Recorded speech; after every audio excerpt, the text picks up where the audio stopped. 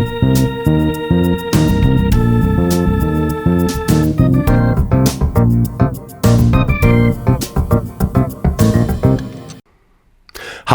I'm Alex Pault, and I'd like to welcome you to another episode of Talking Timepieces, where we talk about watch collecting and horology.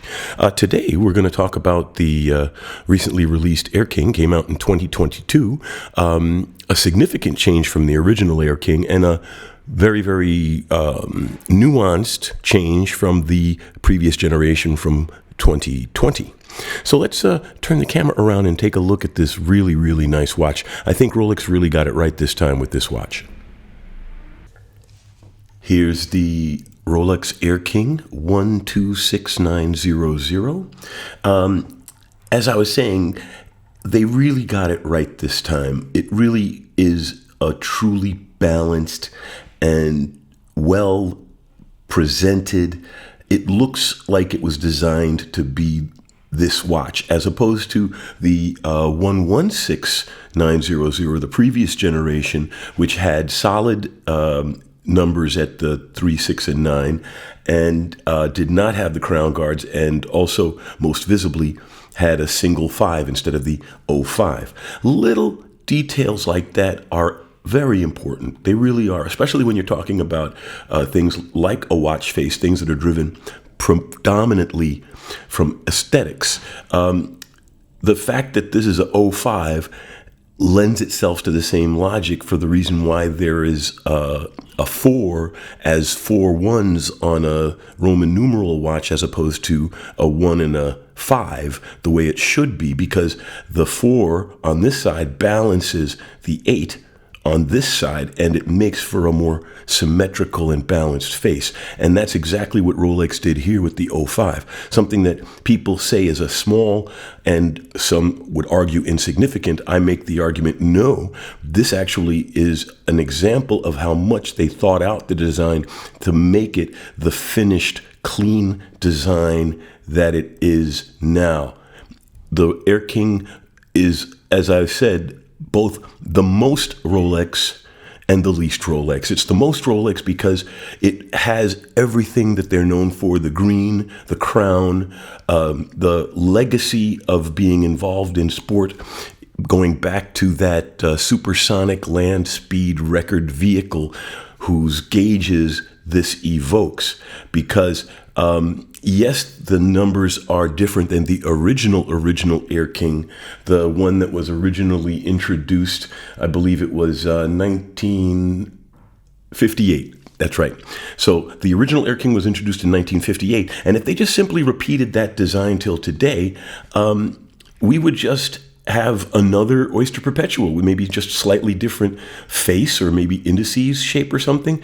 To have the new Air King look just like the old Air King, I think would have kept it from being its own piece, because it would have looked too much like an Oyster Perpetual or a Datejust if they threw a date on the Air King. But then again, a three-hand no-date Rolex with a plain face is an Oyster. Okay, so by making it this true sport watch, because now it is a true Rolex sports watch. It has the crown guard. It has the double secure Oyster bracelet as opposed to the single locking mechanism that is on the Datejust. And it is just gorgeous, I think. I've owned multiple Rolexes in my collecting journey, and I'm really, really happy with this one. I liked some of the ones I've owned, like the Bluesy Sub is a classic piece. But the nice thing about this is, like I said, it's both the most and the least Rolex, because I say it's the least because it's not one that the average person who knows Rolex knows. The average person who knows Rolex knows the Datejust, the Sub, maybe the Daytona, and that's about it. So when they see something like this, most people who see it don't even know it's a Rolex until they get to look up closely at it. And the nice thing about it is it does have a really nice face that lends itself to scrutiny. I really do like the fact that they have the applied lume-filled white gold indices here, because it gives it finally a decent lume presentation. And I would have liked to have full lume, but then again, a lot of watches only do the 12, 6, 3, and 9. So it's okay for me. Now, and to other arguments about whether, why did they go with this design? It is supposed to be a pilot's watch. And I mean, side by side, you can see that Rolex is literally adopting a pilot's watch design for the Air King. They flipped the triangle around to make it them, but essentially you could see that the Air King is actually done in the roughly in the German Flieger style, with the pattern basing itself off of that land speed vehicle. This version has been around since 2022, and I got this one just a few months ago, and as I was saying, I'm very, very pleased with it.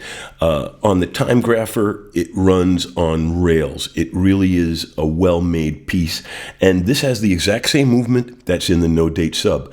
And well, if you just think about it, even the whole aspect of having an easy link bracelet with the oyster lock and all of the other little things, the chromolite lume, it just shows you that Rolex has really put a lot of thought into this model. The caliber 3230 is the movement that's currently in this piece. The old Air King was essentially a Milgauss with a different face. It had the exact same case, and it had the exact same movement, including the soft iron core for anti-magnetism, which you no longer need with a parachrome hairspring. The old Air King was a good watch. When I say old, I meant the previous version of this one.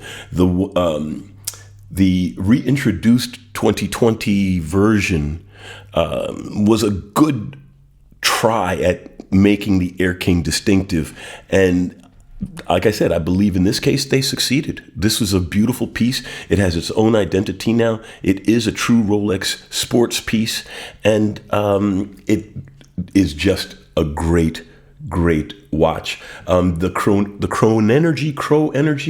Crow Energy, which is the new escapement that Rolex has in the 3230, is supposed to be competitive with the coaxial escapement in its energy efficiency and dependability. So I guess we'll see how that's going to come along with the industry as the watch progresses through its life, as it were.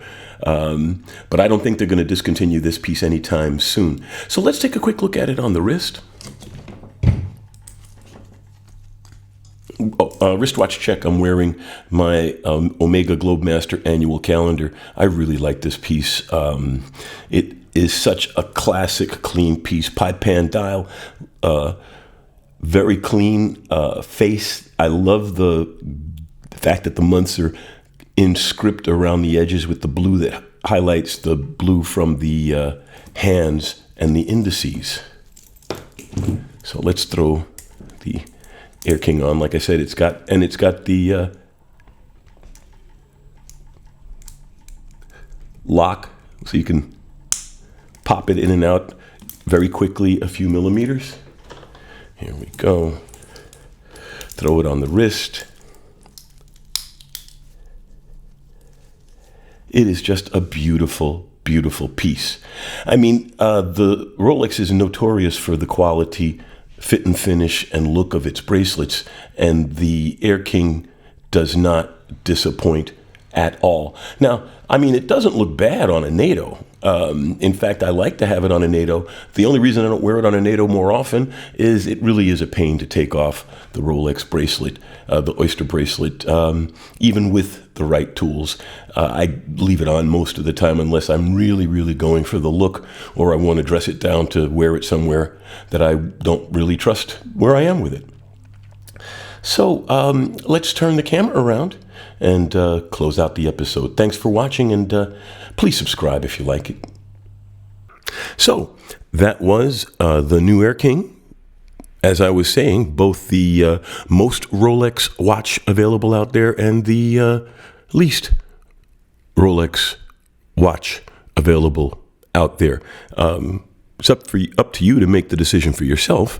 I'd like to know what you think about it. Please leave comments in the credits. And like I said, if you like the content, please subscribe.